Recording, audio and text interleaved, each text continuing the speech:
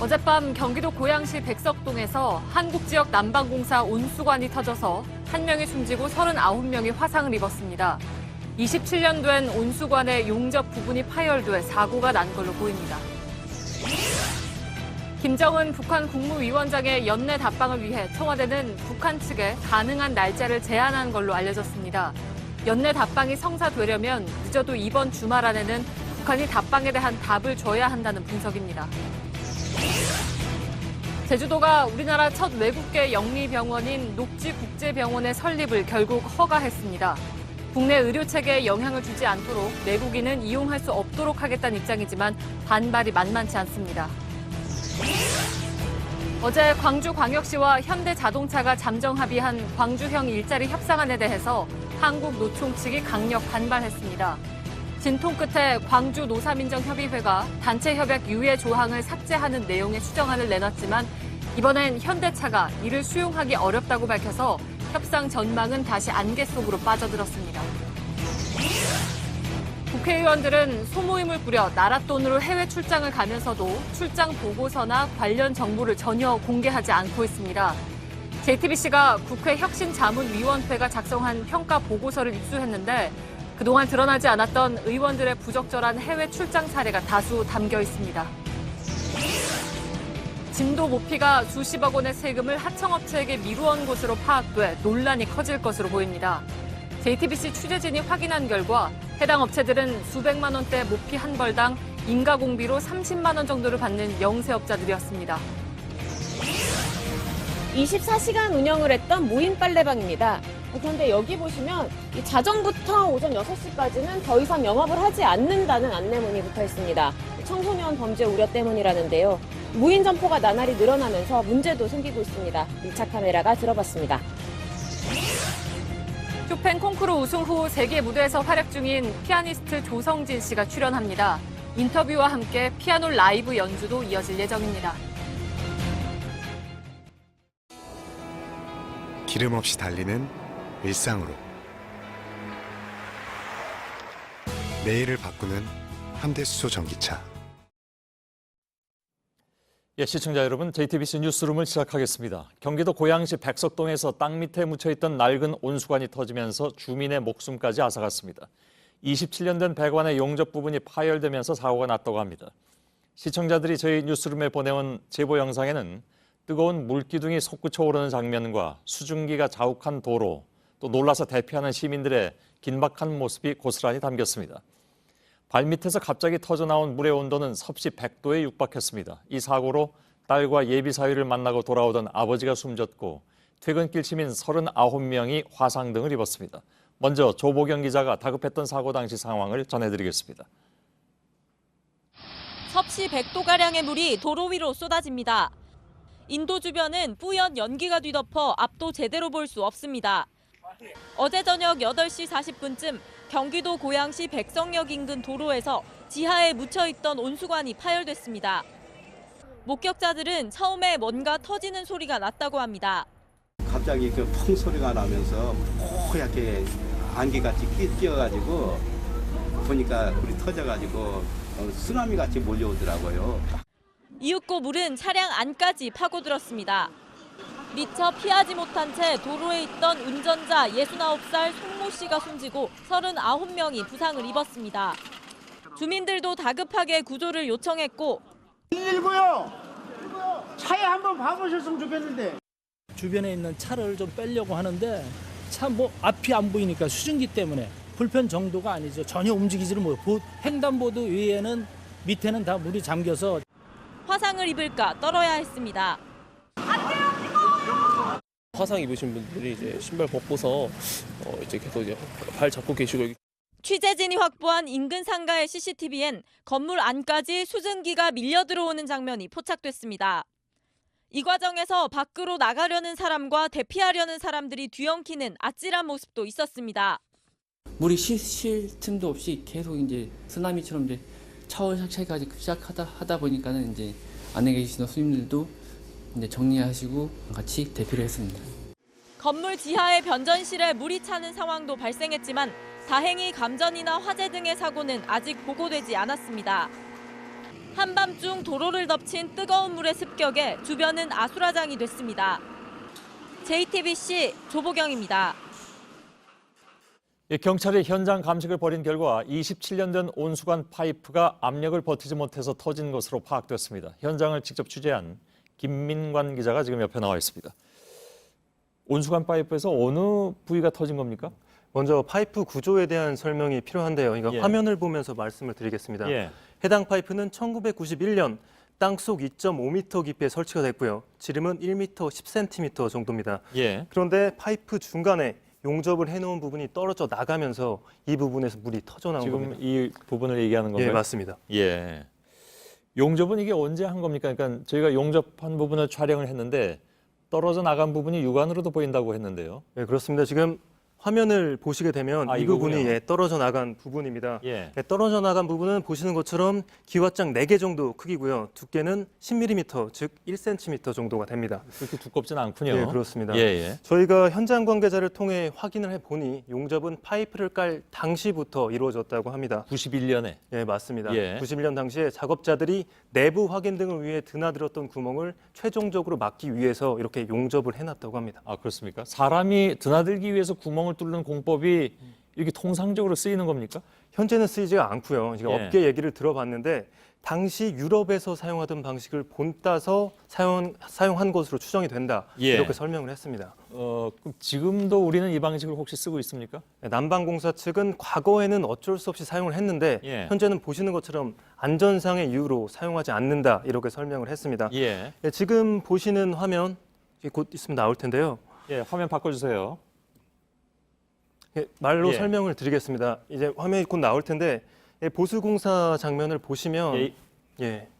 자, 월에는 지금 이겁니다. 예, 예. 예, 현재는 T자 모양 이렇게 보시는 것처럼 T자 모양 저 부분 빨간색 부분 예. 이 빨간색 부분을 과거에는 드나드는 장면을 확보하기 위해서 파이프 위에 구멍을 뚫었다면 현재는 여기 T자 모양으로 확보를 해서 드나드는 지점을 예. 따로 확보를 하고 있습니다.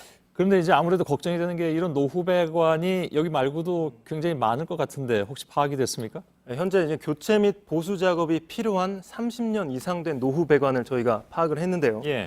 현재 전국에 총 51km에 걸쳐서 이렇게 설치가 돼 있다고 합니다. 30년 이하라도 네, 예를 들어서 이 한 20년 이상 된 것도 노후 배관이라고 볼 수가 있을 텐데 예, 맞습니다. 그렇게 되면 51km보다 훨씬 더 긴 배관이 맞습니다. 있겠군요. 네, 더 늘어날 수도 있는 추정치고요. 예. 현재는 그 20년 이상 된 배관은 통계가 아직은 마련되지 않아서 알았습니다. 의원실을 통해서 확인했고요. 예.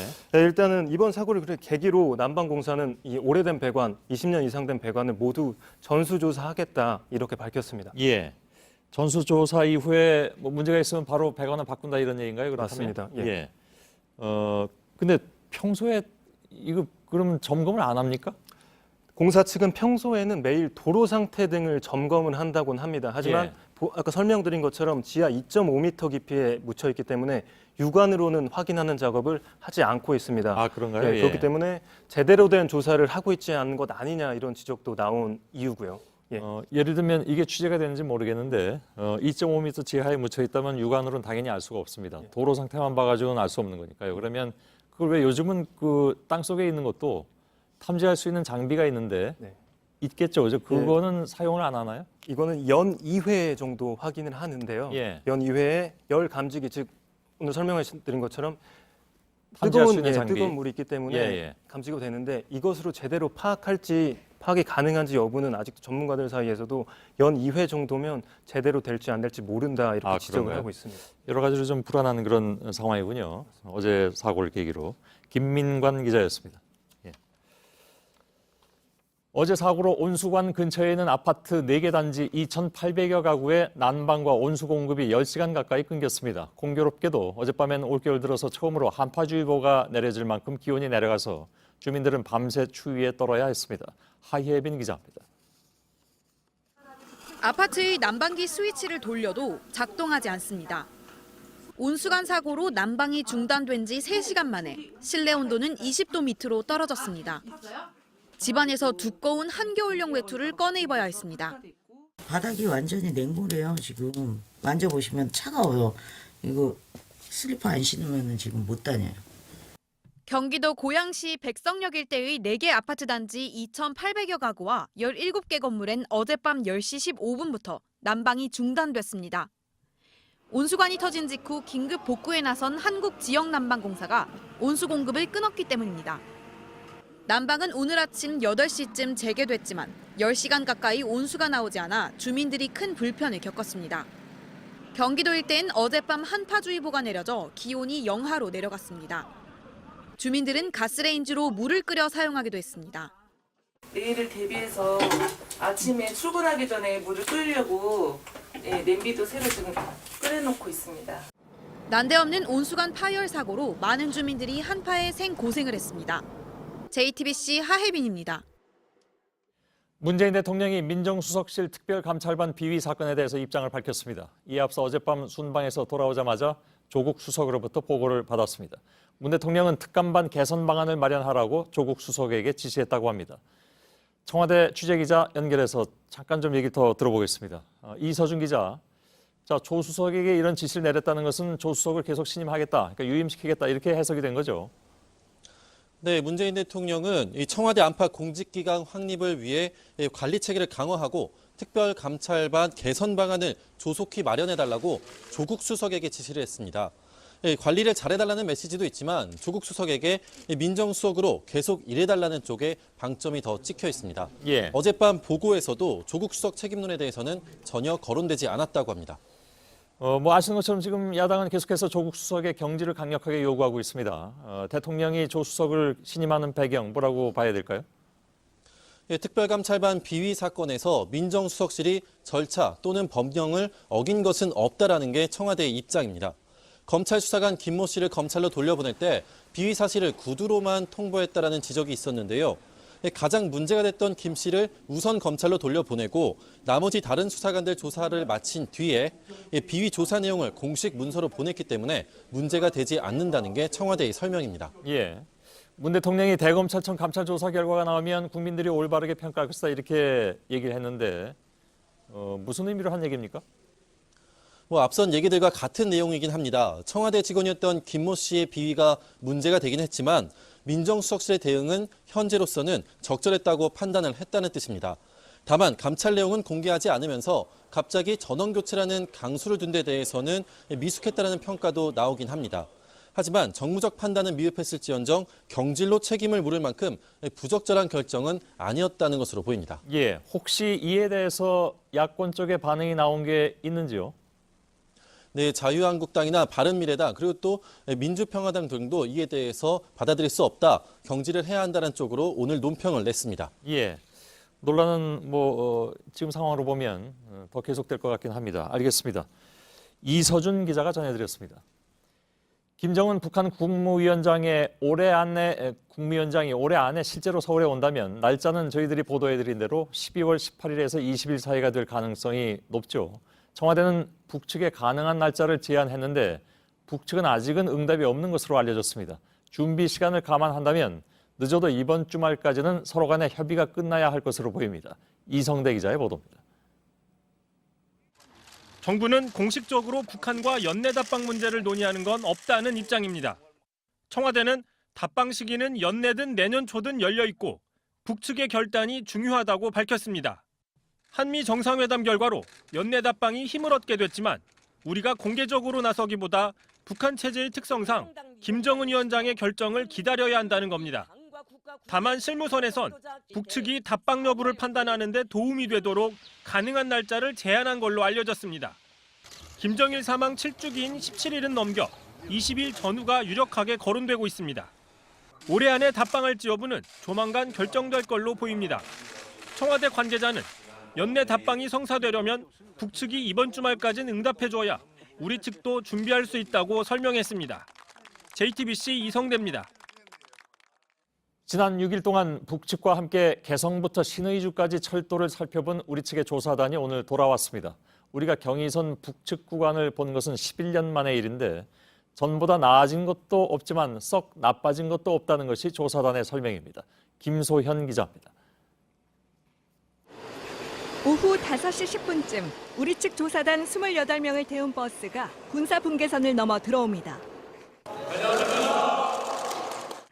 노반과 구조물 등을 점검한 조사단은 경의선 철도가 2007년 조사 때와 비슷한 수준이라고 전했습니다.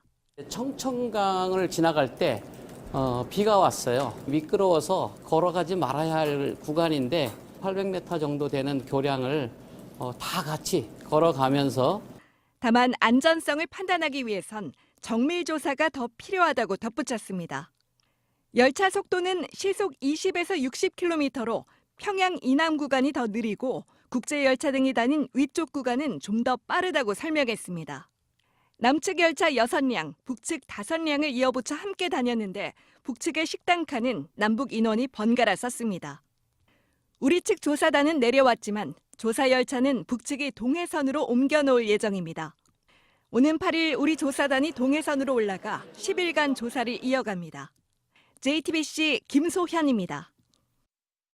제주도 서귀포에 국내 첫 영리병원이 문을 열게 됐습니다. 지난 10월에 도민들로 구성된 공론조사위원회가 설립 반대 권고를 냈고 원희룡 지사도 수용 입장을 밝혔지만 2달 만에 입장을 바꾼 것입니다.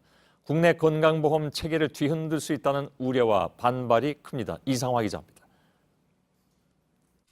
원희룡 제주지사는 오늘 오후 우리나라 첫 외국계 영리병원인 녹지국제병원 개설을 조건부로 허가했다고 밝혔습니다.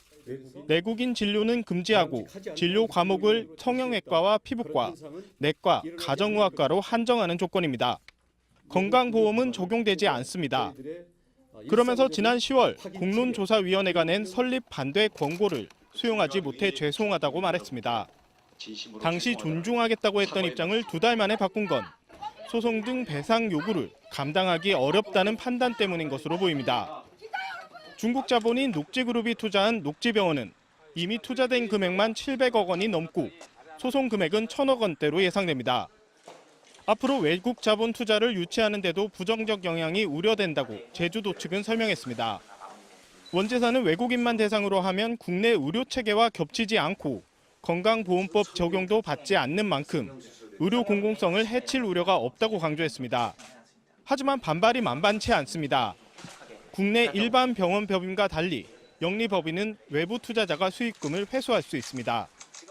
돈 되는 치료에 집중할 수밖에 없고 이런 병원에 의료 인력이 집중되는 걸 피할 수 없을 것이란 지적입니다. 이 때문에 개원이 중심의 대한의사협회도 의료 영리화의 시발점이 될 것이라 비판했습니다. 또한 결국 이렇게 뒤집을 거라면 왜 비용을 들여 공론화 과정을 거쳤냐는 불만도 나옵니다. JTBC 이상화입니다.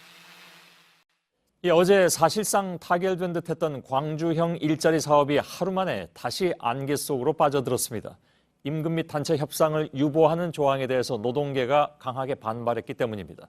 이렇게 되니까 광주 노사민정협의회가 이 안을 삭제한 수정안을 내놓았지만 이번에는 당사자인 현대자동차가 거부 의사를 밝혔습니다. 정진명 기자입니다. 어제 광주광역시와 현대자동차가 합의안을 만들자 협상은 사실상 타결된 것으로 보였습니다. 하지만 밤새 분위기가 바뀌었습니다. 차량을 35만 대 만들 때까지 임금과 단체 협상을 유예한다는 조항에 대해 한국노총 측이 강력하게 반발했기 때문입니다. 노동계는 이 조항이 현행법에도 어긋난다고 주장했습니다.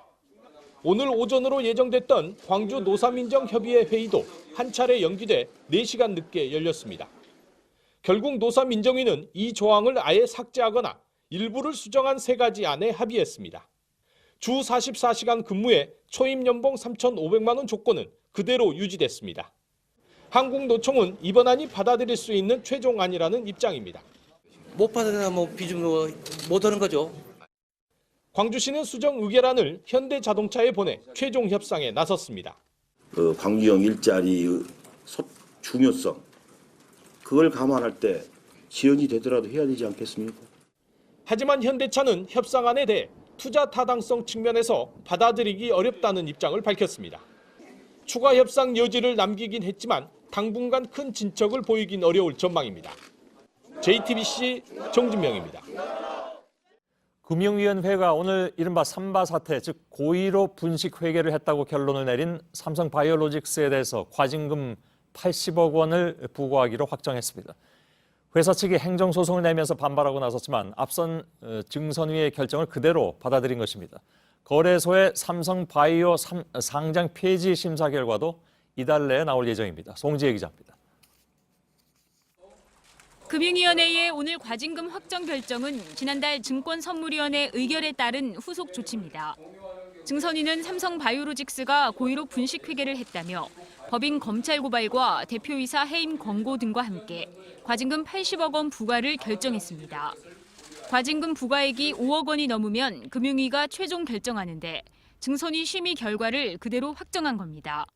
앞서 회사 측은 증선위 판정에 불복해 법원에 행정소송과 집행정지 가처분 신청을 낸 상태입니다. 서울행정법원은 오는 19일 가처분 신청에 대한 첫 신문을 진행합니다. 결과는 이르면 당일, 늦어도 한 달 안팎이면 나올 것으로 전망됩니다. 법원이 가처분 신청을 기각할 경우 회사 측은 증선위 의결을 따라야 합니다. 법원이 받아들일 경우엔 최종 판결이 나올 때까지 행정 제재가 중단됩니다. 삼성바이오의 상장 폐지 심사도 본격화하고 있습니다. 한국거래소는 전문가들로 구성된 기업심사위원회에 안건을 상정했는데 이달 내 결론을 내겠다는 입장입니다. JTBC 송지혜입니다. 네, 양승태 전 대법원장을 향하고 있는 사법농단 수사는 오늘 양 전 대법원장의 거의 턱밑까지 갔습니다. 구속영장이 청구된 두 전 대법관 가운데 박병대 전 대법관으로부터 눈에 띄는 진술이 나왔기 때문입니다. 박 전 대법관은 이른바 삼청동 공관 회동에 참석해서 강제징용 재판을 지연시키려 했다는 의혹을 받고 있죠. 그런데 박 전 대법관이 검찰 조사에서 회동 전후로 양승태 전 대법원장에게 보고했다는 진술을 한 것으로 저희 취재 결과 확인됐습니다. 한민용 기자입니다. 2014년 10월 당시 김기춘 청와대 비서실장 주재로 서울 삼청동 비서실장 공관에서 비밀 회동이 열렸습니다. 1년 전 열린 1차 공관 회동에 이어 외교부 수장 등이 참석했고 법원의 신임 행정처장이던 박병대 전 대법관도 참석했습니다. 이 자리에선 강제징용 재판을 대법원 전원 합의체로 넘긴 뒤 결론을 뒤집으려는 방침을 다시 확인하는 논의가 있었던 것으로 검찰은 보고 있습니다. 그런데 당시 회동과 관련된 내용이 양승태 전 대법원장에게 보고된 것으로 확인됐습니다. 박 전 대법관이 최근 검찰 조사를 받으면서 회동을 다녀오기 전과 후에 양 전 대법원장에게 보고했다고 진술한 겁니다. 검찰은 양 전 대법원장이 재판 지연 계획을 알고 있었다는 정황으로 보고 있습니다. 또 이런 내용을 박 전 대법관의 구속영장 청구서에도 담은 것으로 파악됐습니다. JTBC 한민용입니다. 네, 그리고 또 한 가지 양승태 전 대법원장에게 불리한 내용이 있습니다. 김앤장과 관련된 겁니다. 당시 법원 행정처가 강제징용 사건을 맡은 대법원 재판부의 재판 방침을 김앤장 측에 건넨 정황도 새롭게 드러났습니다. 심지어 강제징용 사건과 밀접하게 닿아 있는 헌법재판소의 내부 정보까지 김앤장에게 전달한 의혹도 포착됐습니다. 이가혁 기자입니다. 임종헌 전 법원 행정처 차장은 일본 전범기업을 변론하던 김앤장 측과 2015년 이후 집중적으로 접촉했습니다. 이 과정에서 임 전 차장이 김앤장 변호사에게 강제징용 사건을 맡은 재판부의 동향까지 전달한 정황을 검찰이 포착했습니다. 당시 대법원에 다시 올라온 강제징용 사건의 주심은 김용덕 전 대법관이었습니다. 검찰에 따르면 김 전 대법관은 2014년 연구관에게 강제징용 사건 파기 방향을 검토하는 연구보고서를 만들라고 지시했습니다. 그런데 기밀과도 같은 이런 재판 진행 상황을 소송을 대리한 김앤장에 전달해줬다는 겁니다. 특히 헌법재판소의 내부 기밀마저 김앤장에 흘러갔다고 검찰은 보고 있습니다. 헌법재판소는 2015년 10월에 과거 한일 정부가 맺은 청구권 협정이 위헌인지를 따지는 사건을 심리하고 있었습니다.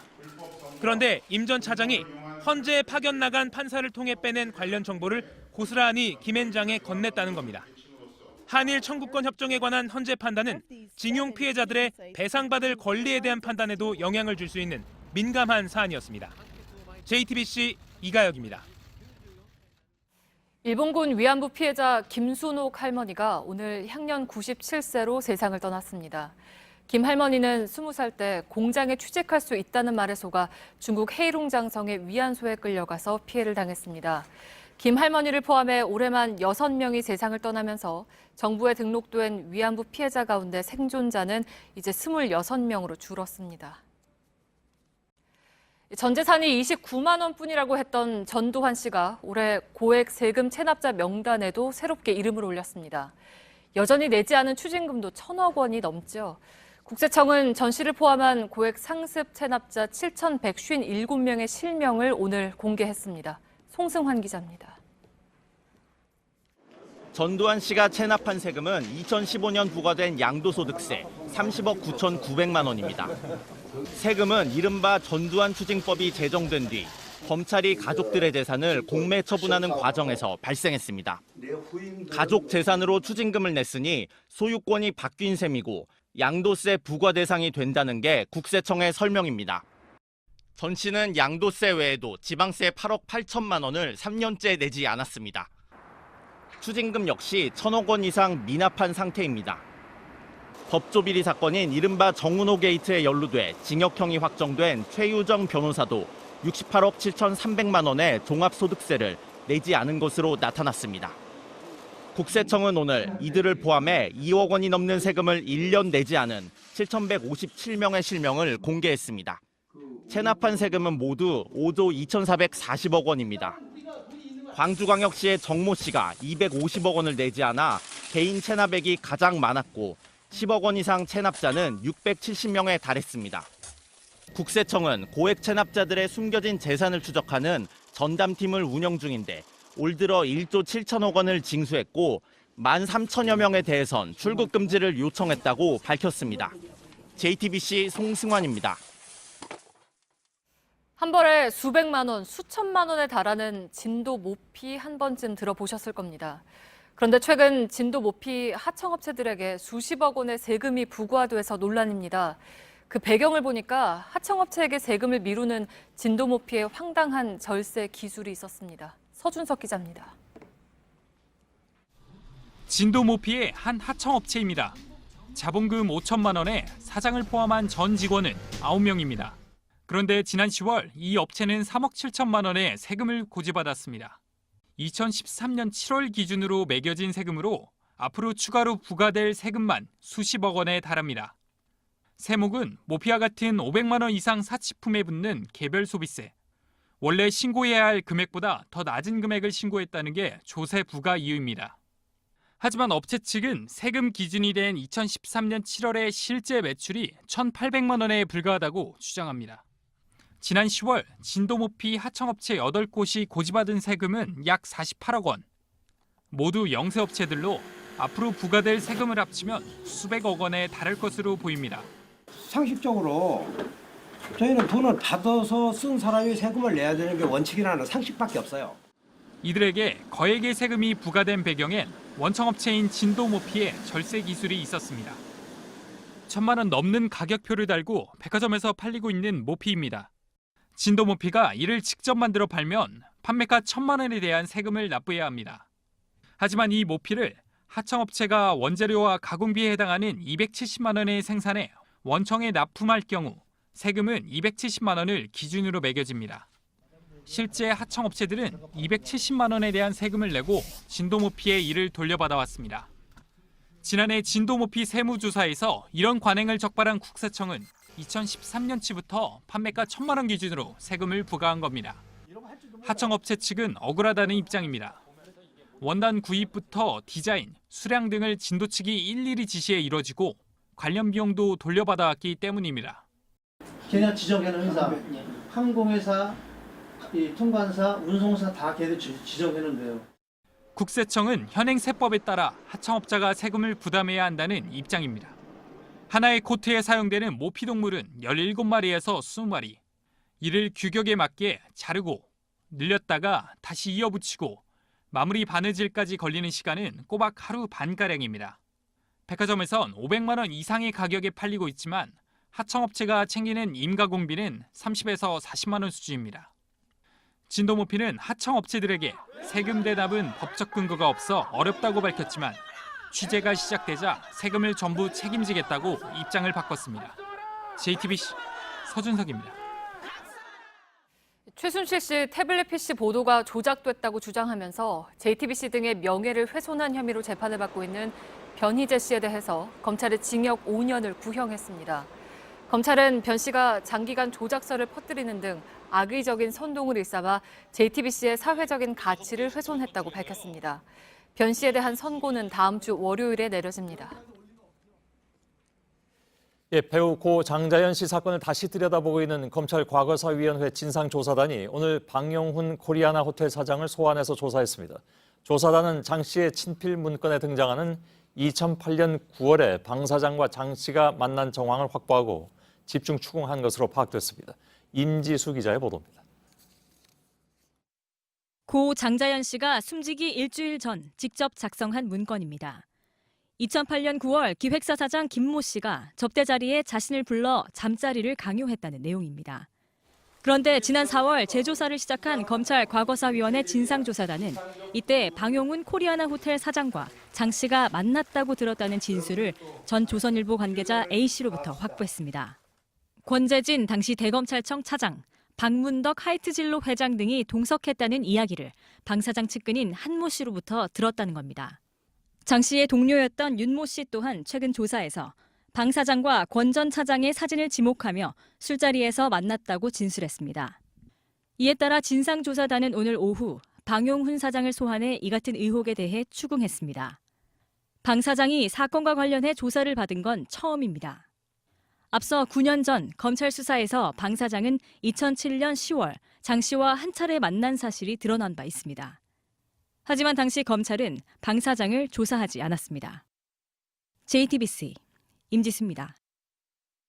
자신들과 관련해선 거의 모든 정보를 공개하지 않는 국회. 오늘 한 걸음 더 들어가 봤습니다. 그랬더니 또 다른 모습들이 보였습니다.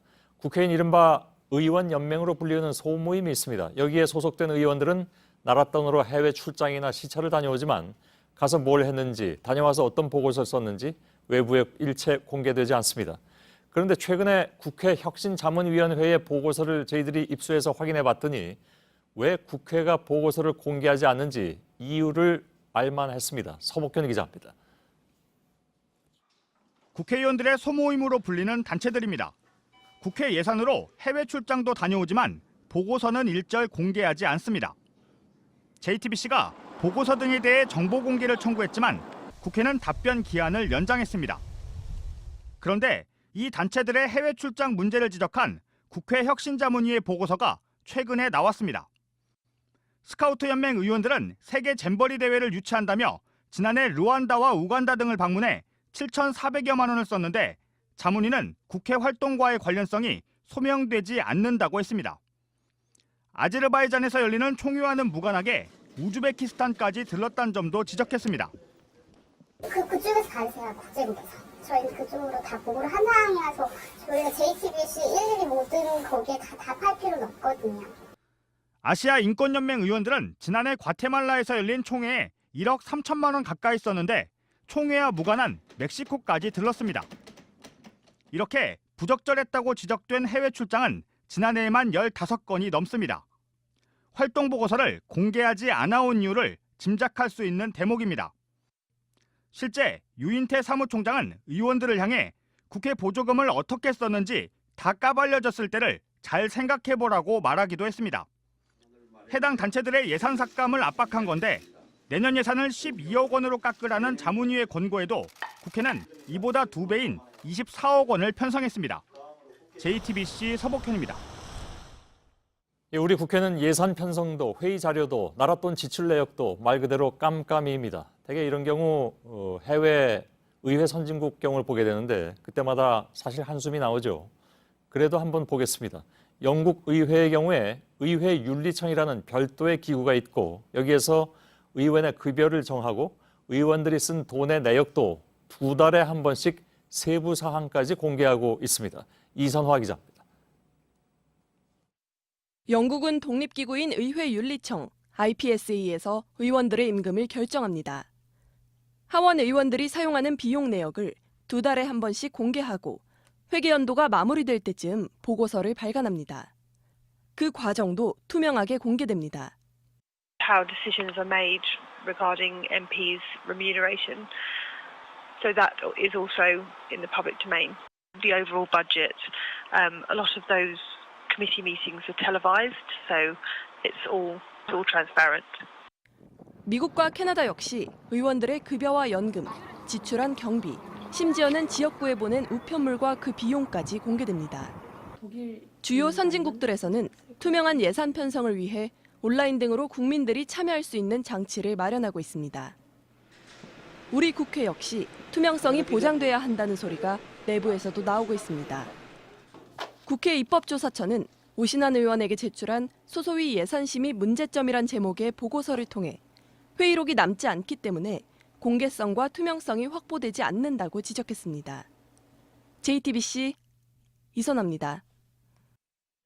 예, 약 3억 4천만 평방미터. 이게 어느 정도 넓이인지 설명해드리기가 쉽진 않은데요. 축구장으로 치면 4만 7천 배 정도 된다고 합니다. 엄청난 넓이의 땅인데 이런 땅이 오늘 군사시설 보호구역에서 해제됐습니다. 그러니까 살고 있는 집을 증축하는 것조차 군의 승인을 받아야 할 정도로 꽁꽁 묶여있던 규제가 수십 년 만에 풀린 것입니다. 그 현장을 유선희 기자가 다녀왔습니다. 경기도 고양시의 한 마을입니다. 바로 산 너머 마을엔 아파트촌이 빼곡하게 들어섰지만 이 마을은 수십 년째 이 모습입니다. 그 사이 주민들은 마을을 떠났고 주유소도 문을 닫았습니다.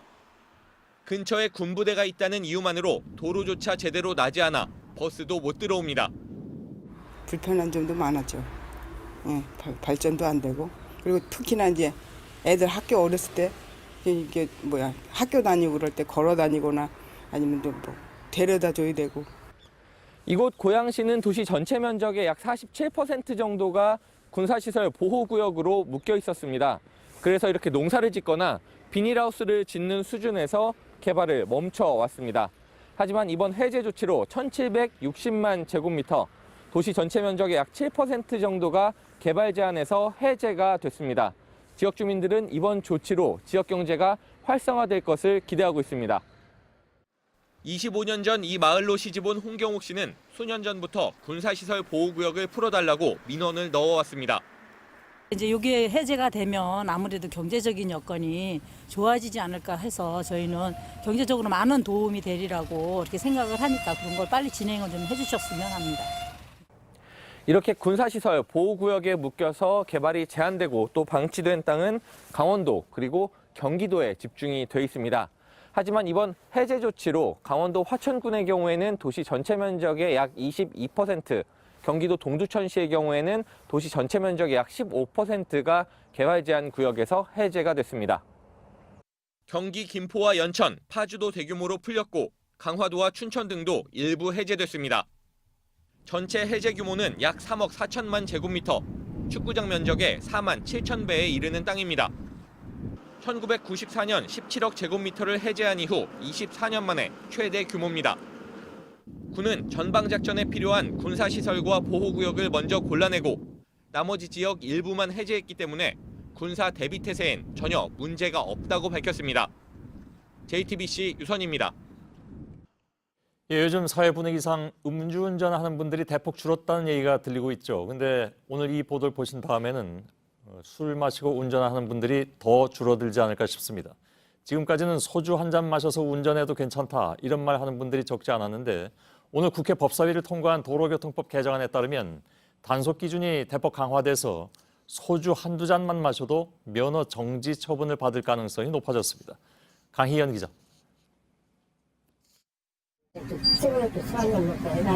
거의 안 마셨는데 세 잔만 먹어도 얼굴 빨개져서. 음주운전 단속 현장마다 벌어지는 승강입니다. 하지만 앞으로는 술 한 잔만 마시고 운전을 해도 처벌받을 가능성이 높아졌습니다. 국회 법제사법위원회는 음주운전 처벌 기준을 강화하는 도로교통법 개정안을 통과시켰습니다. 먼저 면허 정지, 취소 기준이 강화됩니다. 운전면허 정지 기준은 혈중 알코올 농도 0.05% 이상에서 0.03% 이상으로, 취소는 0.1% 이상에서 0.08% 이상으로 하향 조정됐습니다. 개인차가 있을 수 있지만 0.03%는 통상 소주 한두 잔 정도 마시면 나오는 수치입니다. 또 2회 이상 음주운전이 적발될 경우 최대 징역 5년형에 처하게 됩니다. 기존에는 3회 이상 음주운전이 적발되면 징역 1년에서 3년 또는 벌금 500만 원에서 1,000만 원이었지만 개정안은 2회 이상 적발 시 징역 2년에서 5년 또는 벌금 1,000만 원에서 2,000만 원으로 처벌을 강화했습니다. 이제 한 잔도 안 된다. 술을 자체를 입에 대면 차를 못 몬다는 걸 조금 더 강력하게. 앞서 국회는 음주운전을 하다 사망사고를 내면 최대 무기징역까지 받을 수 있는 특정범죄 가중처벌법을 통과시킨 바 있습니다. JTBC 강연입니다. 네, 오늘 아침 서울의 최저기온이 어제보다 12도나 떨어졌습니다. 내일은 3도가량 올랐다가 모레는 또 10도가량 내려가는 그야말로 널뛰기 날씨가 예보돼 있습니다. 한파는 다음 주까지 이어질 걸로 보입니다. 윤영탁 기자입니다. 하루 만에 계절이 바뀌었습니다. 두터운 점퍼를 제일 위까지 걸어 잠그는 것도 모자라 마스크에 털모자로 꽁꽁 싸맸습니다. 굵은 실로 짠 귀마개에 다리까지 따뜻한 롱패딩, 형형색색 털코트도 등장했습니다. 이렇게 추운 날 횡단보도 신호대기 시간은 평소보다 길고 기다리는 버스는 꼭 늦게 오는 것만 같습니다. 북한산 등산로는 인적이 뚝 끊겨 스산하기만 합니다. 동해와 남부 일부를 제외한 전국의 오늘 아침 기온이 영하권을 밑돌았습니다. 서울 영하 4.3도, 강원 철원은 영하 11도까지 떨어졌습니다. 내일 하루 잠시 평년 기온을 회복했다가 모레 다시 10도 가까이 떨어질 전망입니다. 이런 극심한 널뛰기 날씨도 결국 원인은 바람의 방향입니다. 내일 저기압이 서해상에서 북쪽 찬바람은 맞고 따뜻한 남서풍을 일으키면서 기온이 잠시 올랐다가 저기압이 지난 뒤 밤부터 북극 한파가 북서풍을 타고 그대로 밀려 들어오는 겁니다. 이번 추위는 주말에 절정을 이루고 다음 주 초까지 이어질 전망입니다. 기온이 내려가면 몸의 면역력도 함께 떨어집니다. 보건당국은 독감 의심 환자가 지난해보다 2배 느는 등 유행 조짐을 보이고 있다고 경고했습니다. JTBC 윤영탁입니다. 차세대 기상위성 천리안 2A호가 오늘 성공적으로 발사됐습니다. 프랑스와 공동 개발했던 1호와 달리 우리 독자 기술로 만들었습니다. 관측 자료의 종류가 4배 가까이 늘고 해상도를 비롯한 정밀도도 높아졌는데 과연 예보도 정확해질지 박상욱 기자가 보도합니다. 3, 2, 1, top! 우리나라의 기상위성 천리안 2A호와 인도의 통신위성을 실은 아리안 로켓이 오늘 새벽 5시 37분 남미 프랑스령 기아나에서 발사됐습니다. 이로써 우리나라는 일본과 미국에 이어 세 번째로 차세대 기상 센서를 탑재한 위성을 보유하게 됐습니다. 천리안 2A호는 처음으로 독자 기술로 개발한 기상위성입니다. 2011년부터 총 3,252억 원이 투입됐습니다. 천리안 1호보다 해상도는 4배로 높아졌고 채널 수는 3배로 늘어 컬러 촬영이 가능해졌습니다. 한반도 관측은 15분에 한 번에서 2분에 한 번으로 짧아졌고 영상 처리 시간도 15분에서 3분으로 줄었습니다. 관측 주기가 짧아져 국지성 집중호우의 징후를 최소 2시간 전에 탐지할 수 있다는 게 기상청의 설명입니다. 높은 해상도의 컬러 영상으로 중국발 황사층의 두께와 위치한 고도까지 파악할 수 있습니다. 하지만 새 위성이 본격 가동되더라도 예보 정확도가 급격히 높아지긴 어렵습니다. 시뮬레이션 결과 지금의 예측 모델에 새 위성의 관측 자료가 투입되면 예보 정확도는 5에서 10% 향상되는 것으로 나타났습니다. 위성이 수집한 자료만큼이나 예측 모델과 분석자의 능력이 중요하기 때문입니다. JTBC 박상욱입니다. 네, 프랑스 노란조끼 시위가 거칠게 이어지자 마크롱 정부가 결국 유류세 인상 등을 6개월 미루기로 했습니다. 이 시위는 한 여성이 소셜미디어에 올린 영상이 퍼지면서 촉발됐습니다. 소셜미디어를 통한 시민의 참여가 폭발적으로 늘어났고 정부가 정책에서 후퇴하는데 2달이 안 걸렸습니다. 김성탁 특파원입니다. À dire à Monsieur Macron et son gouvernement. Quand est-ce que ça va se terminer, la traque aux conducteurs que vous avez mis en place depuis que vous êtes là? 지난 10월 23일 51살 무로는 자신의 페이스북에 영상을 올렸습니다. 경유세금 인상과 도로에 늘어난 단속용 카메라, 대도시의 혼잡 통행료 등에 대한 불만을 토로합니다. 마크롱을 향해 프랑스 사람들의 현금으로 무엇을 하느냐고도 따졌습니다. 모로의 영상은 620만 번 이상 조회됐고 공유도 26만 건을 넘었습니다. 3주 정도가 지나 지난달 17일 노란조끼 시위가 처음 열렸고 소셜미디어엔 시위 소식을 전하는 코너가 등장했습니다. 33살 트럭 운전사가 만든 분노하는 프랑스 페이스북 그룹은 회원만 20만 명이 넘었습니다. 폭력 사태에도 불구하고 시위 지지 여론이 70%를 넘자 마크롱 대통령은 3주 만에 집권 후 처음으로 추진하던 정책에서 후퇴했습니다. 반정부 시위가 학생 등으로 번진 가운데 노란조끼 시위의 향배는 대다수 온건 참여자들에 달려있다는 분석입니다. 이들이 떠나면 과격 시위는 동력을 잃겠지만 반대라면 마크롱의 고민이 깊어질 거란 점입니다. 런던에서 JTBC 김성탁입니다. 소를 신성시하는 인도의 한 마을에서 소 사체가 발견돼 힌두 교도들이 대규모 폭동을 일으켰습니다. 소의 죽음을 막지 못했다면서 경찰에 책임을 묻는 과정에서 폭동으로 번졌고 경찰관 1명과 시위대 1명이 총격으로 숨졌습니다. 인도에선 소와 관련한 사망 사건이 자주 일어나는데 시민들은 종교적인 신념을 내세운 야만 행위라고 비판하고 있습니다. 김준영 기자입니다. 검게 그을린 경찰서 건물 앞으로 불에 탄 차들이 나뒹굽니다. 시민은 경찰을 향해 돌을 던지고 소방대원들은 서둘러 불을 끕니다. 현지 시간 3일 인도 북부 우타르프라데시주 불란드샤르에서 힌두교도들이 대규모 폭동을 일으켰습니다.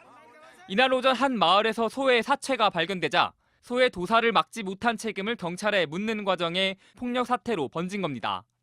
교도들은 소 사체를 실은 트럭으로 거리를 막기도 했습니다.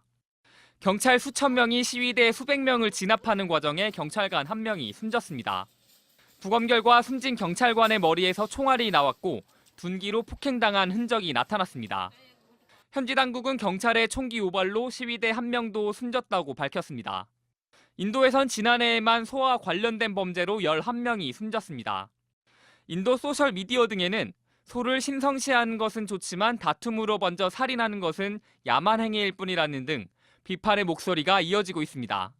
JTBC 김준영입니다. 오늘 낮 12시쯤 경기도 파주시 연다산동의 배수관 공사 현장에서 흙더미가 무너져 작업자 2명이 매몰돼 숨졌습니다. 이들은 3m 깊이의 땅을 파고 배수관을 묻는 작업을 하다가 옆에 쌓아둔 흙과 돌이 갑자기 쏟아져 내리면서 피해를 당했습니다. 경찰은 공사 관계자들을 불러 안전수칙을 지켰는지 등을 조사할 계획입니다. 프랑스령인 남태평양섬 뉴칼레도니아 인근 해역에서 현지 시간 오늘 오후 규모 7.5의 강진이 발생했습니다. 지진이 발생한 지점은 뉴칼레도니아 동남쪽 168km 해상으로 진원의 깊이는 10km입니다. 지진 직후 뉴칼레도니아 등에 쓰나미 경보가 내려져서 주민들이 대피했고 현재까지 피해는 없는 것으로 확인됐다고 로이터 통신 등이 보도했습니다. 목적지를 보고 손님을 골라 받을 수 없는 콜택시와 여성 기사가 운전하는 여성 전용 예약 택시가 이번 달 서울시에 도입됩니다. 서울시는 부가 서비스를 제공하는 대신 요금을 올려받을 수 있도록 하는 택시 운송 가맹 사업을 허가했습니다. 내년에는 반려동물과 함께 탈 수 있는 펫택시 등도 내놓을 예정입니다. 명성교회 김삼환 목사와 아들 김하나 목사의 부자 세습 문제에 대해서 교단 재판국이 다시 재판을 열기로 했습니다. 앞서 교단 재판국은 명성교회의 부자 세습을 합법이라고 판단했지만 교단총회는 판결이 잘못됐다며 받아들이지 않았고 재판국원을 전원 교체했습니다.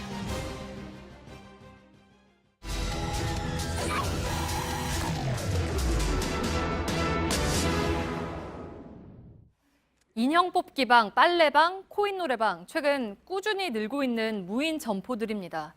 그런데 이런 무인 점포들이 청소년 범죄에 악용되면서 순환을 겪고 있습니다. 사람의 손길이 필요하게 된 무인 점포의 한계를 1차 카메라 윤재영 기자가 취재했습니다. 새벽 1시가 넘은 시각 서울의 한 인형 뽑기방 앞입니다. 아직 불을 환하게 켠 채 영업 중인데요.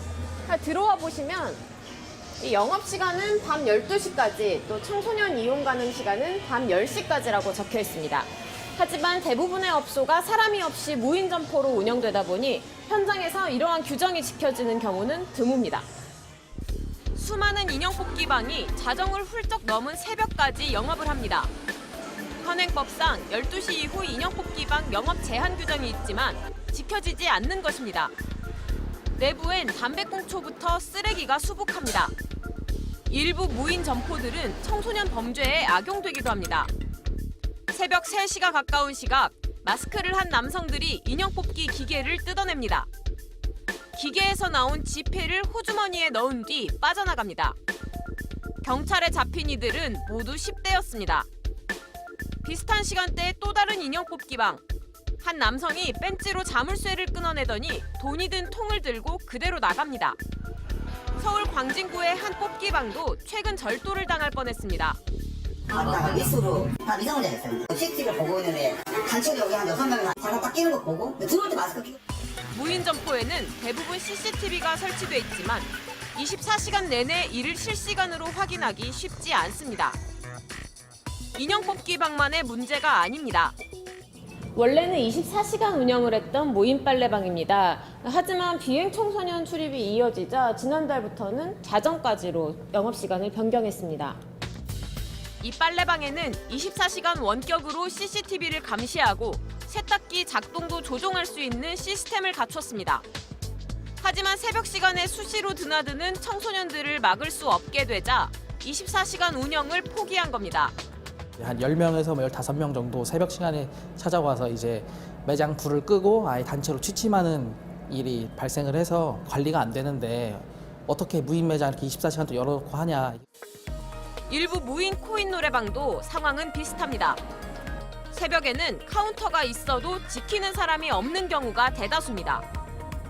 흡연 금지 구역이지만 담뱃값도 쉽게 찾을 수 있습니다. 학생들은 바닥에 침 뱉기, 완전히 그냥 물을 받아 부어놓듯이 담배 피고 술 먹고 무인으로 하는 시간은 얼마 안 되는데 그렇더라고요. 코인 노래방도 밤 10시 이후 미성년자 출입 금지 구역입니다. 주인이 있으면 주인이 비우지 말라고 해요. 없으면 그냥 아무것도 안 해요. 실제로 자정이 넘은 시각에 찾은 한 무인 코인 노래방엔 신분 확인 절차를 거치지 않습니다. 범인 척하고 관계자가 없는 데 있어요. 무인 시스템을 포기하는 사례도 있습니다.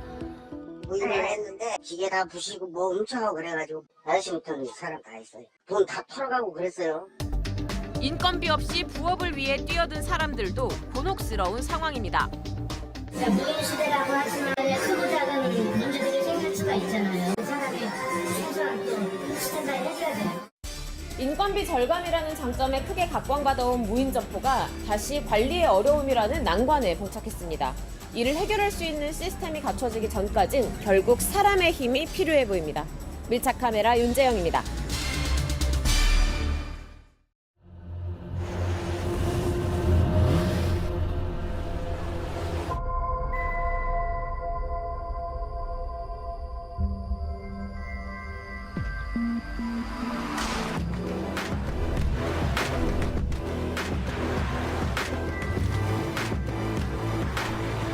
많은 순간을 이겨왔다. 지금의 나를 위해. All new Avalon Hybrid Toyota.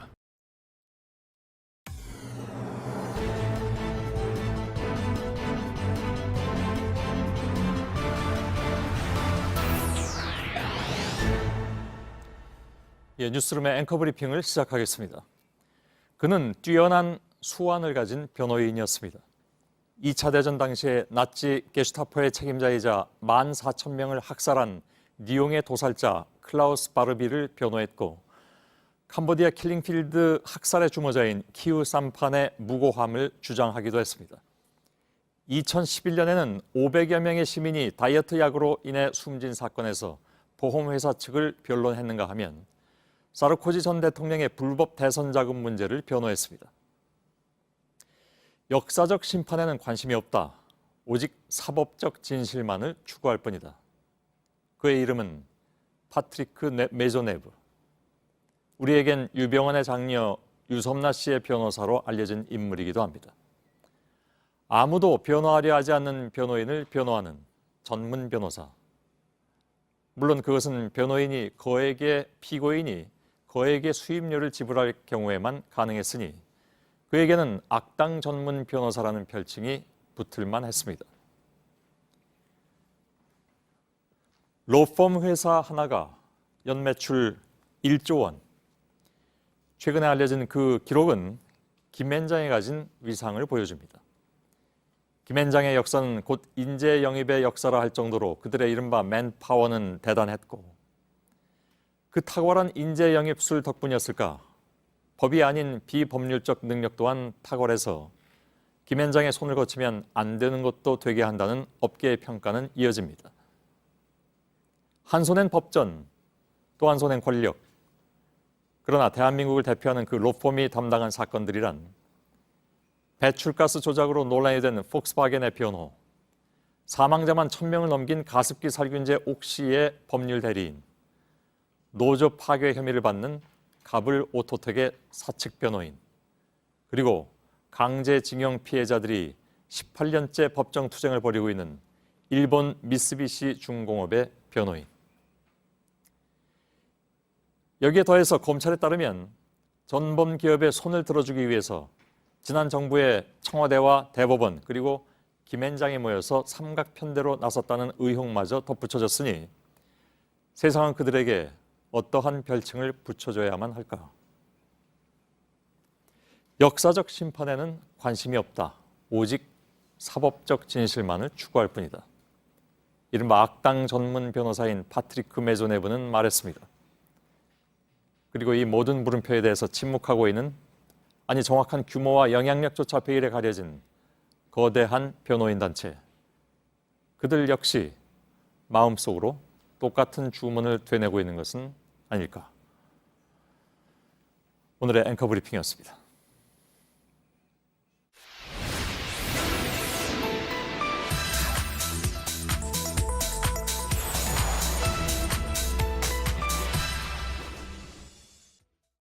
이거 석방을 요구할 의사가 없느냐 이런 제안을 했습니다. 그래서 그 얼마든지 할 수 있다. 내가 앞장서겠다. 이 정도 이야기했는데. 네, 이명박 박근혜 전 대통령의 석방을 결의하자는 이야기가 자유한국당에서 나왔습니다. 국회 차원의 석방 결의안까지 거론됩니다. 실제 발의로 이어질지는 아직 미지수인데 이와 별개로 논란은 상당히 커지고 있습니다. 재판이 아직 끝나지도 않았고 구속, 불구속은 사법부의 권한으로 결정하기 때문입니다. 국회가 이렇게 할 법적인 근거가 있느냐 하는 질문을 여러 시청자분들께서 보내주셨습니다. 팩트체크를 해봤는데요. 그 결과를 지금부터 살펴보겠습니다. 오대영 기자, 석방 결의라는 제도가 있기는 합니까? 있습니다. 헌법 44조 2항을 먼저 보겠습니다. 네. 체포 또는 구금된 때에는 현행범이 아닌 한 국회 요구가 있으면 회기 중 석방된다고 정해놨습니다. 국회법 28조도 석방 요구를 발의할 때에는 재적의원 4분의 1 이상의 연서로 의장에게 제출하도록 되어 있습니다. 가결되면 법원이 이걸 막을 수가 없습니다. 그런데 전직 대통령 또는 사인, 다시 말해서 개인은 해당이 되지 않습니다. 이 조항의 대상은 국회의원뿐입니다. 국회가 회기 중에 기능을 못하거나 지장이 생기는 걸 막자는 취지의 제도입니다. 네, 근데 재판 중인 피고인을 구속할지 말지는 최종적으로 법원이 결정을 하는 건데 국회가 나서서 석방하라고 결의하는 건 사법권 침해 아닙니까? 네, 그런 견해들이 있습니다. 그래서 헌법학계의 의견을 두루 들어봤습니다. 네. 먼저 보석 신청 같은 정식 절차를 건너뛰고 국회가 재판부를 정치적으로 압박하는 게 부적절하다라는 의견이 있었고, 네. 다만 국회의원의 직무가 포괄적이기 때문에 결의한다고 하면 막기는 어렵다라는 네. 의견도 있었습니다. 재판에 관한 사항을 국회가 관여하는 것 자체가 재판의 결과를 가지고 얘기하는 건 아니라 하더라도 결국은 이 재판의 진행 과정에 개입하는 거니까 적절하지 않다. 네. 근데 일반인에 대한 석방 결의안이 추진됐던 적이 있다면서요? 그렇습니다. 2001년 10월의 일인데요. 네. 당시에 횡령 혐의로 조선일보, 동아일보, 국민일보의 사주가 구속돼서 재판 중이었습니다. 한나라당과 자민련 소속 의원 일부가 석방 결의안을 발의를 했습니다. 김무성 의원도 당시에 참여를 했습니다. 논란이 컸습니다. 입법부가 사법부 일에 관여할 근거가 뚜렷하지 않았기 때문입니다. 결국은 폐기됐습니다. 네. 이 밖에는 주로 군사정권 시절에 시국사범이나 조작수사 피해자들에 대한 결의안 등이 있었습니다. 현재와는 상황이 전혀 다릅니다. 네, 근데 그럼에도 불구하고 두 전직 대통령에 대한 석방 결의안이 결국에는 발의가 된다면 논란이 다시 재현이 되겠죠? 네, 그래서 김무성 의원실에 직접 확인을 해봤는데 아직 구체적인 방법이나 시기를 정한 것은 아니다라고 답을 했습니다. 이렇게 일반인과는 달리 국회의원에 대한 석방 결의안은 그동안 여러 차례 나왔습니다. 재헌국회 이래로 총 26번이 발의가 됐는데 13건이 가결이 됐고 7건 부결, 4건 폐기, 2건 철회였습니다. 가장 최근 사례는 2004년입니다. 서청원 한나라당 의원이 이른바 찻대기 사건으로 구속이 됐는데 한나라당 의원 31명이 이렇게 석방 요구 결의안을 냈습니다. 네. 본회의에서 무기명 비밀 투표로 붙여졌고 가결이 됐습니다. 서 의원은 곧바로 풀려났다가 회기가 끝난 뒤에 재수감됐습니다. 네, 그러면 두 피고인에 대한 재판은 어디까지 진행이 됐습니까? 박근혜 전 대통령은 3심 재판 중에 있습니다. 네.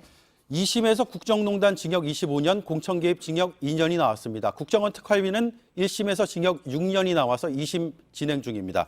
벌금 200억 원, 추징금 33억 원이 선고된 상태입니다. 이명박 전 대통령은 징역 15년, 벌금 130억 원, 추징금 82억여 원이고 2심이 현재 진행되고 있습니다. 네, 팩트체크 오대영 기자였습니다.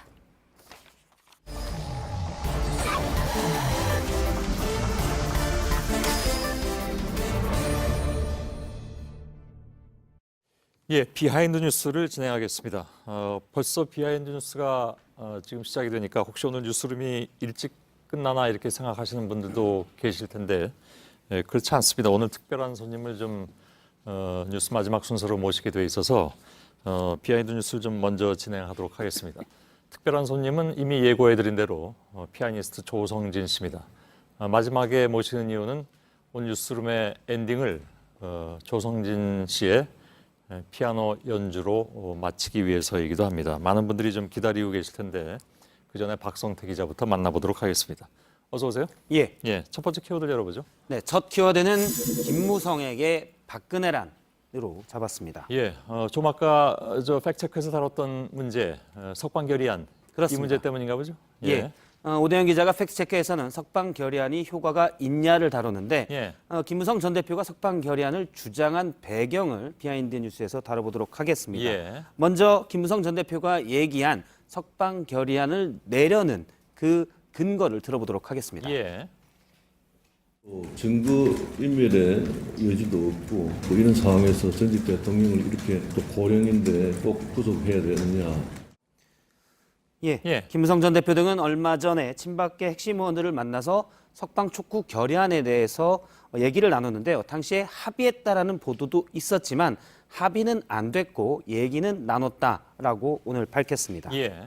김무성 전 대표는 왜 오래전에는 친박이었지만 지금은 이른바 뭐 비박의 좌장 이렇게 또 불리기도 하는데. 예. 그런데 왜 그랬습니까? 일단 비박계가 친박계에 화해하자 이렇게 손을 내민 셈인데요. 예. 친박계 해석을 들어보면 좀 정확할 것 같아서 제가 한 중진 의원에게 물어보니까 박 전 대통령을 사실 2번 죽이는 일이다. 석방 결의안을 낸다고 되지도 않는데 본인의 정치적 입지를 위해 주장하는 것이다. 라고 친박계에서는 이 화해로 내민 손을 받아들였습니다. 예. 자유한국당은 다음 주쯤에 원내대표 선거가 있고 내년 2월에 전당대회 예. 그리고 비박계에서는 바른미래당과의 통합도 추진하고 있는데 아무래도 친박계랑 화해를 해야 내부 갈등 목소리가 나오지 않습니다. 예. 그래서 친박계에게 김무성 전 대표가 이제 내가 잘할게 라고 손을 내미는 셈인데 친박계가 해석하기에는 이렇게 내미는 손 자체가 이제 비박계가 주도할게라는 얘기이기 때문에 예. 이 제안을 거부한다라고 밝혔습니다. 예. 두 번째 키워드로 넘어가죠. 예. 두 번째 키워드를 바로 보도록 하겠습니다. 예. 두 번째 키워드는 바보 됐다로 잡았습니다. 누가요? 윤장현 전 광주시장이 오늘 연합뉴스와의 통화에서 밝힌 본인의 심경입니다. 예. 윤 전 시장은 권양숙 여사를 사칭한 보이스피싱 사기범에게 4억 5천만 원을 보냈는데요. 권 여사 사칭범이 노 전 대통령의 혼외자 얘기를 하자 윤장현 전 시장이 연합뉴스와의 통화에서 밝힌 내용은 인간 노무현의 아픔을 지키려고 본인이 지켜야겠다는 생각에 이성이 마비됐다. 그래서 내가 바보가 됐다라고 얘기를 했습니다. 예. 뭐 무슨 말인지 좀 해석이 필요한데. 예. 이것도 이제 사기범이 지어낸 말이라면서요. 그렇습니다. 혼외자 예. 얘기도 사기범이 지어낸 얘기입니다. 아픔을 지켜내려고 했다는 얘기는 또 뭔 얘기인가요? 아무래도 뭐 혼외자 얘기를 듣고 윤 전 시장은 그걸 사실로 믿고 예. 내가 몰래 도와줘야지라고 생각했던 것으로 추정이 됩니다. 예. 윤 전 시장은 순수히 도와주고 싶은 마음이었다라고 언론 인터뷰에서 밝혔지만 경찰에서는 윤장현 시장이 돈을 보낸 것은 올 6월에 있었던 지방선거 공천을 겨냥한 게 아니냐라고 보고 있습니다. 예. 그래서 공직선거법 위반 혐의로 피의자 자격으로 소환을 했고요. 실제 윤 전 시장은 지난 3월에 페이스북에 올린 글에서 재선에 대한 강한 의지를 드러내기도 했습니다. 예. 물론 당시에 공천은 안 됐습니다. 사기범은 지난해 12월에 권양숙입니다라고 권 여사를 사칭해서 여러 명에게 문자 메시지를 보냈는데 예. 당시에 윤장현 시장만 응답하고 결국은 돈까지 보냈고요. 예. 또 나온 소식은 노 전 대통령의 혼외자인 줄 알고 저 사기범의 두 자녀의 취업까지 알선을 했습니다. 아무튼 이번 사건은 좀 엎치락뒤치락입니다, 보니까. 그렇습니다. 정치권에서는 윤 전 시장이 남을 돕기 좋아하고 착한 사람이다라는 평가는 있는데 그렇다고 해서 4억 원이 넘는 돈을 돕자고 순수히 보냈겠냐라는 의구심도 갖고 있습니다. 그러게요. 예. 세 번째 키워드 볼까요? 세 번째 키워드는 들깨에서 진돗개로 잡았습니다. 이건 또 무슨 얘기일까요? 자유한국당 원내대표 경선에 나선 김학용 의원이 오늘 본인은 진돗개처럼 하겠다라고 밝혔는데요. 예. 들어보겠습니다. 그래서 이제는 용맹하게 싸우되 지혜롭게 싸울 줄 아는 그런 진돗개가 필요하다. 또 진돗개는 대부분 국민들이 좋아하잖아요. 들깨는 선호가 유불리가 바뀌지만. 예, 김 의원이 얘기한 들깨는 김성태 현 원내대표가 계속해서 야당이기 때문에 야성을 강조해야 된다면서 들깨론을 많이 강조해 왔습니다. 예. 그런데 이어서 김학용 의원이 진돗개를 주장한 겁니다. 김 의원이 진돗개를 주장한 것은 김성태 의원의 들깨처럼 일단 여당 투쟁력을 높이겠다. 그러니까 여당에 대한 투쟁을 이어받겠다는 계산이 돼 있고요. 예. 그다음에 진돗개니까 좀 더 똑똑하게 하겠다 이런 계산인데요. 예. 김 의원 측에서는 상대적으로 김학용 의원이 인지도가 낮기 때문에 충성도가 높은 개로 알려진 진돗개를 통해서 인지도를 올리려는 전략이다라는 얘기도 나왔습니다. 예. 뭐 실제로 진돗개를 키웠다는 얘기도 있던데. 예, 개를 키우냐고 물어보니까 진돗개를 선물로 받아서 10년간 키웠고 본인의 집은 아파트이기 때문에 예. 단독주택인 장모님 댁에서 키우고 있다라고 그런가요? 얘기를 들었습니다. 이게 아파트에 진돗개는 어울리진 않는 것 같습니다. 그렇습니다. 예. 유독 근데 자유한국당은 그 개와 관련된 비유가 많이 나오는 것 같습니다. 전부터. 예, 앞서 들깨와 진돗개는 본인들이 내가 이처럼 할래라고 긍정적 이미지라고 주장하며 썼지만 예. 과거에는 부정적 이미지로 많이 사용됐습니다. 홍준표 전 대표는 예전에 친박계 의원들을 향해 개파에 개 노릇이나 한다라고 얘기해서 역시 막말 논란이 불렀었고요. 예. 아이러니컬하게도 스스로 개에 비유한 의원들은 다 비박계 핵심 의원들입니다. 그런가요? 예. 알았습니다. 박성태 기자와 함께 진행했습니다. 이어서 다음 순서를 준비하겠습니다.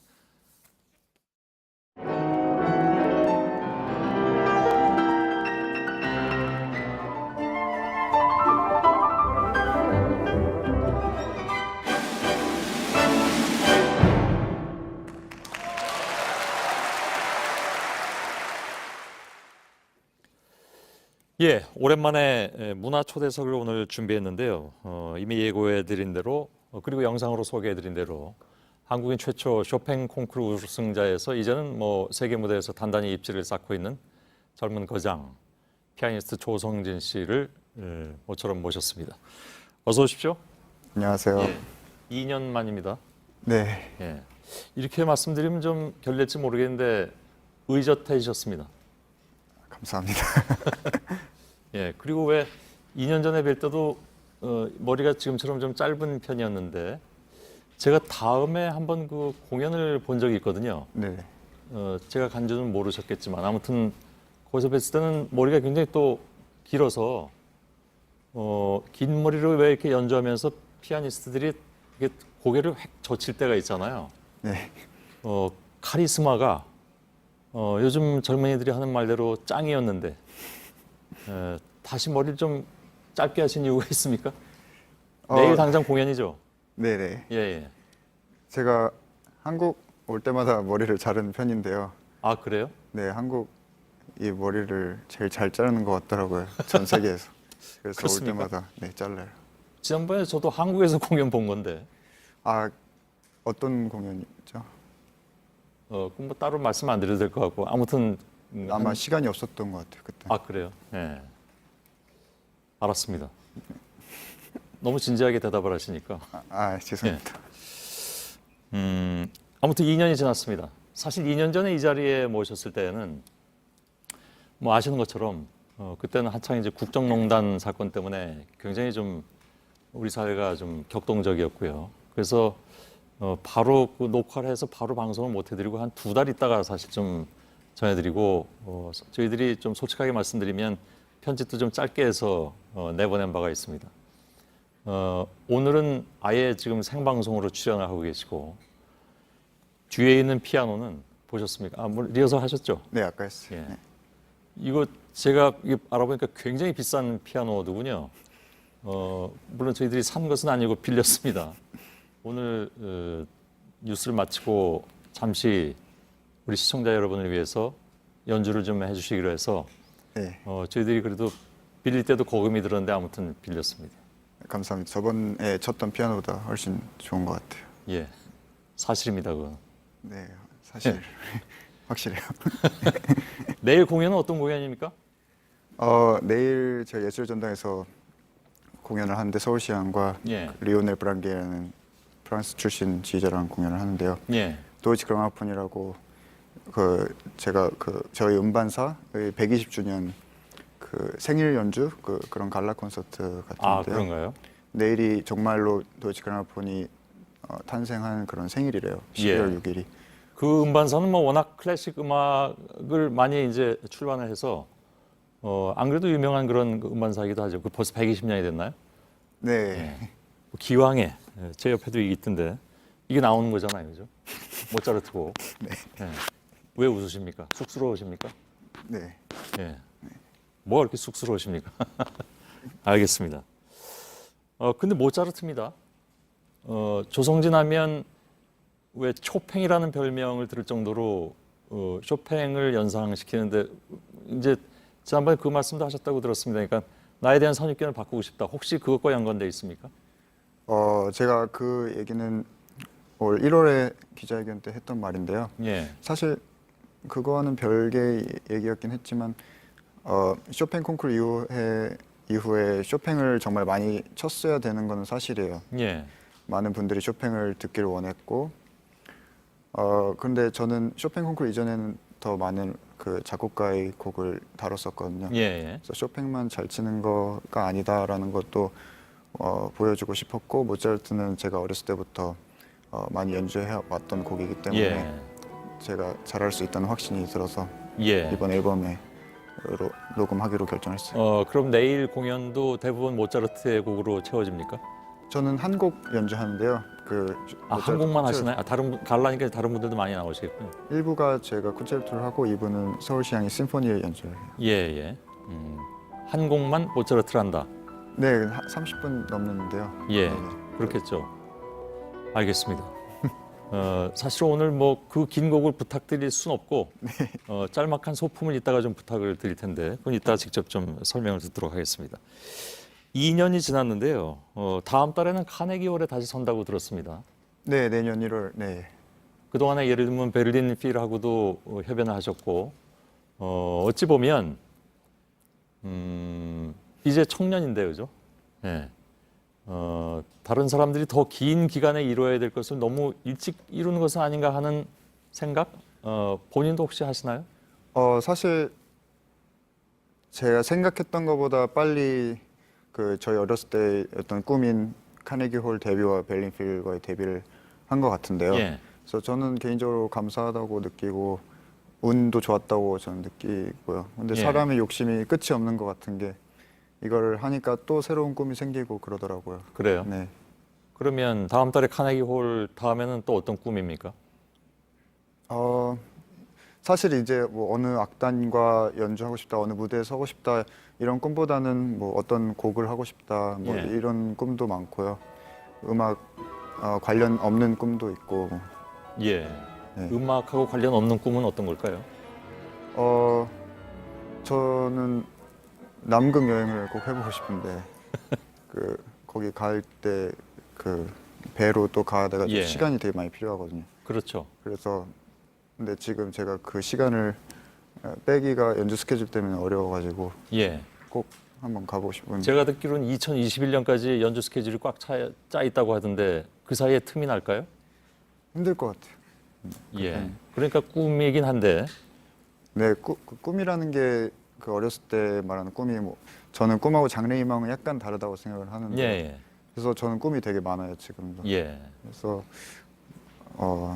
너무 늙기 전에 한번 가보고 싶어요. 예. 그 남극에 좀 더 집중해 보도록 하죠. 왜 남극을 가고 싶으십니까? 사실 제가 뭐 남극에 대해서 잘 아는 건 아니지만 제가 2014년도에 이스라엘을 갔다 왔는데요. 예. 그때 저한테 잘 해주시던 분이 계셨는데 얼마 전에 남극을 갔다 왔다고 저한테 핸드폰으로 사진을 보여주시더라고요. 아, 예. 근데 핸드폰 이렇게 작은 화면인데도 불구하고 사진 속 남극이 되게 아름다워 보이더라고요. 예. 그래서 한번 꼭 가보고 싶다는 생각이 그때부터 했어요. 그렇군요. 남극 말고도 아름다운 곳이 굉장히 많이 있을 것 같은데 남극에 흔히 하는 말로 꽂히신 것 같습니다. 네, 사실 제가 남미나 인도 같은 데도 아직 안 가봤거든요. 뭐 남극은 남미 거쳐서 가거든요, 그리고. 네, 그래서 유럽이나 아시아나 미국 같은 데는 제가 연주를 하러 자주 갈 기회가 있는데 예. 이런 인도나 아니면 남미 이런 데는 잘 기회가 많이는 없고. 없더라고요. 예. 그래서 내친김에 남극까지. 네. 예. 사실 저희 그 JTBC 보도국에 남극을 다녀온 기자가 한 사람이 있는데 제가 거기 왜 갔냐고 물어봤더니 이유가 딱 한 가지. 듣고 나서 제가 좀 허망했는데요. 펭귄을 보고 싶어서 갔다고. 네. 그런 사람도 있긴 있습니다. 저도 예. 한번 꼭 보고 싶어요. 예. 실제로. 꼭 가서 보시길 바라겠습니다. 감사합니다. 그다음에 뭐 북극 가신다는 얘기가 나오는 건 아닐까요? 아직 그 생각까지는 안 해봤어요. 예. 남극에서 뭐 예를 들면 연주를 하고 싶다는 그런 생각은 안 하시는 거죠? 기회가 있기가 힘들 것 같긴 한데 기회가 예. 있으면. 네. 알겠습니다. 남극은 이 정도로 마무리하겠습니다. 다녀오시면 그때 얘기 한번 또 기회 있으면 하죠. 지난 2년 동안에 저는 2년 전에 뵌 게 처음이었으니까 지난 2년 동안에 조성진이라는 사람은 좀 변했습니까? 예를 들면 음악을 생각하는 것이라든가 아니면 또 자신의 삶에 있어서 생각하는 것이라든가 하는 것이 좀 변했을까요? 그리고 그 변한 것이 혹시 음악에 투영된다든가 합니까? 음악적으로 변한 거는 사실 저보다는 관객분들이 더 잘 알아차리실 것 같고요. 예. 저 자체는 비슷한 것 같은데 그래요? 제 생각에는. 예. 다른 점이 있다면 제가 그 당시에는 파리에 살고 있었는데 예. 지금은 베를린으로 이사를 가서 베를린에 살고 있고요. 예. 그거 외에는 그런가요? 나타나는 것 같아요. 네. 그럼 관객들이 느낄 수 있는 조성진이라는 사람의 변화는 무엇일까요? 그거는 알 수 관객분들한테 없는 걸까요? 물어보는 게 더 예, 정확할 것 알겠습니다. 같아요. 우문이었습니다. 예. 클래식이 대중화되는 것은 좀 위험하다라는 말씀을 하셔서 그것이 혹시 자칫 오해를 불러일으킬 수도 있는 얘기이기도 해서 어떤 뜻으로 했는지도 좀 궁금하네요. 클래식 음악이 대중화 되면 너무 좋겠죠. 예. 저 클래식 음악을 하는 사람 입장으로서. 예. 하지만 그게 정말 가능성이 희박하다는 것을 저는 알고 있기 때문에 예. 그 힘들 거라고 생각을 하고 하지만 어떤 분들 아니 많은 분들이 클래식 음악의 대중화를 위해서 힘을 쓰는 분들이 많으신데요.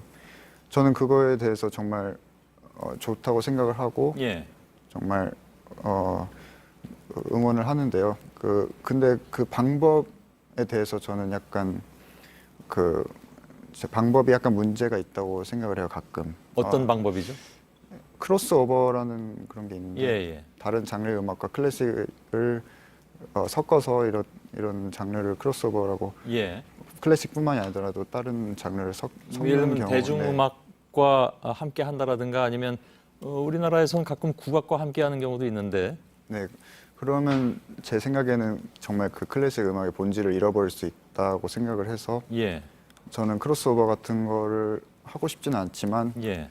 그런 걸 하는 그런 분들을 존중하긴 해요. 예. 네. 근데 그러니까 위험하다고 얘기하는 것은 원래 클래식 음악의 본질이 좀 훼손될 수도 있다라는 그런 부분 때문에. 네, 그런 식으로 너무 예. 하다 보면 저는 훼손될 수 있다고 생각을 하거든요. 그건 사실 좀 논쟁적인 부분이기도 하겠네요. 근데 뭐 당연히 조성진 씨의 의견은 그렇다고 또 받아들일 수도 있는 거고.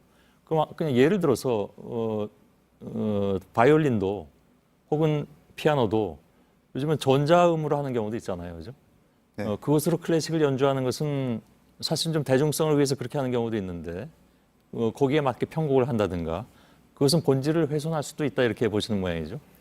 그게 어떤 곡이냐에 따라 또 다를 수도 있는데 사실 예. 클래식 음악에도 전자 음악이 있어요.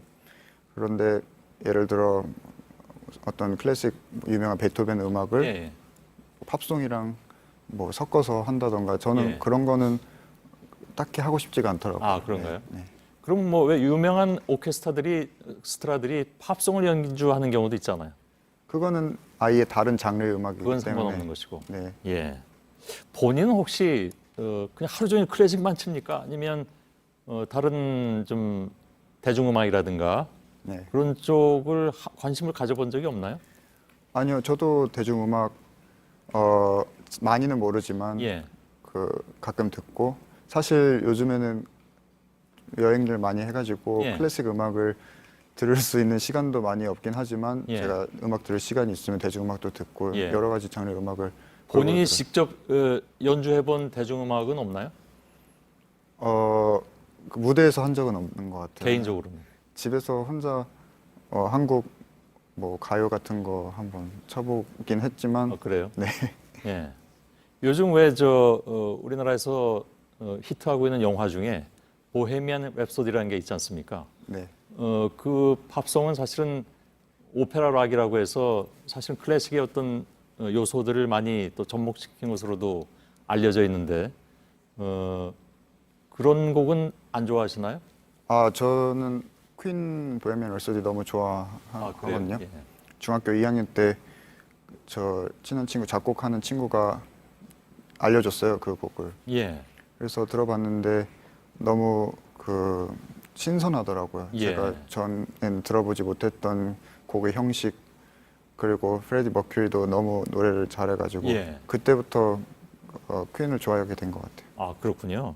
예. 아니, 처음에 굉장히 그 부분에 좀 클래식의 본질 이 문제를 말씀하셔가지고 아예 다른 건 안 하신 줄 알았더니 아니, 전혀 그렇지 그런 건 예, 아니에요. 제가 그 부분은 혹시 좀 오해가 있을 수도 있을 것 같아서 제가 보충 질문을 좀 많이 드렸습니다. 예.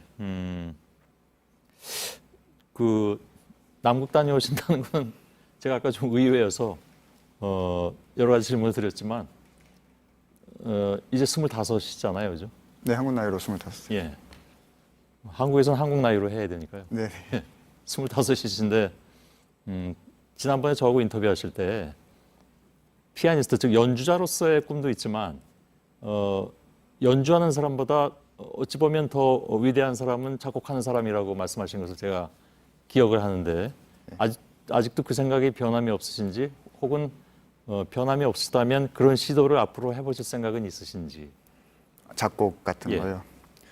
지금도 여전하게 작곡가가 가장 위대한 예.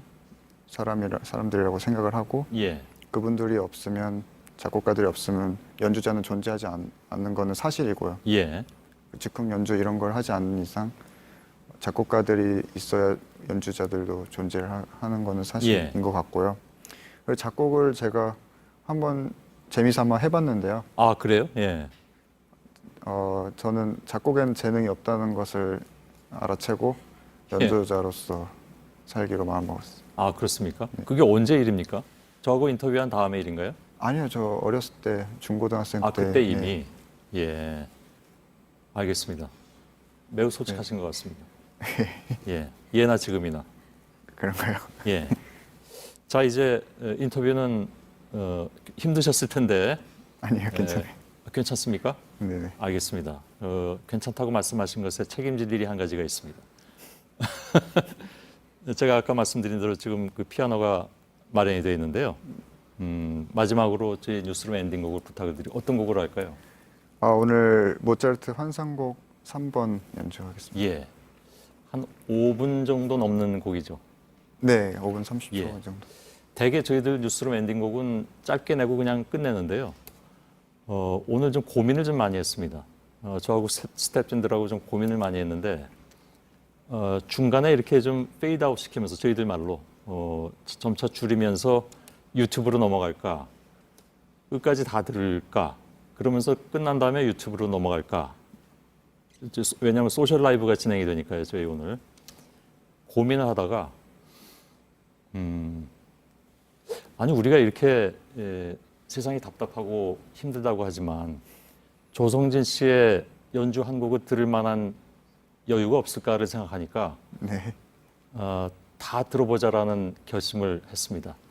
그것은 우리 아마 팬 여러분들도 굉장히 반가워하실 일인 것 같아서 5분 30초를 온전하게 드리겠습니다.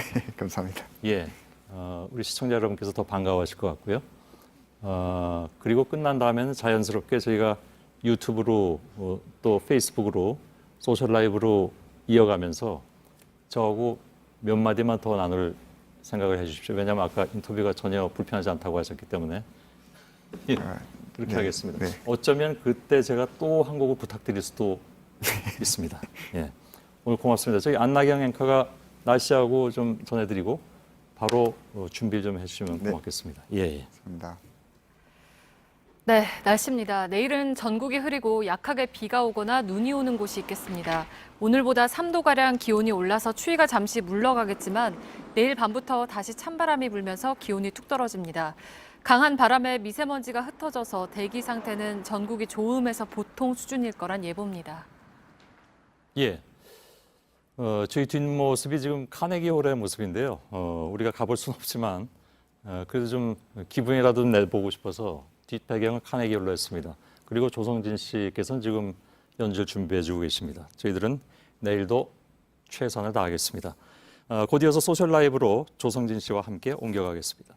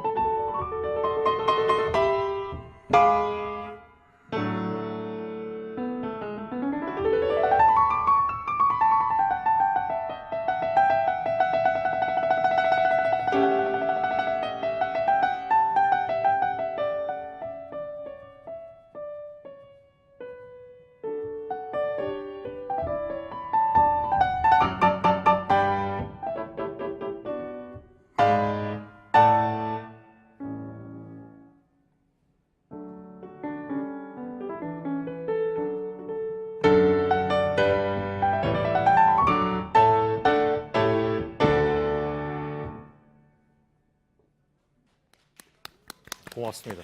예. 다시 이쪽으로 잠깐 보실게요. 예.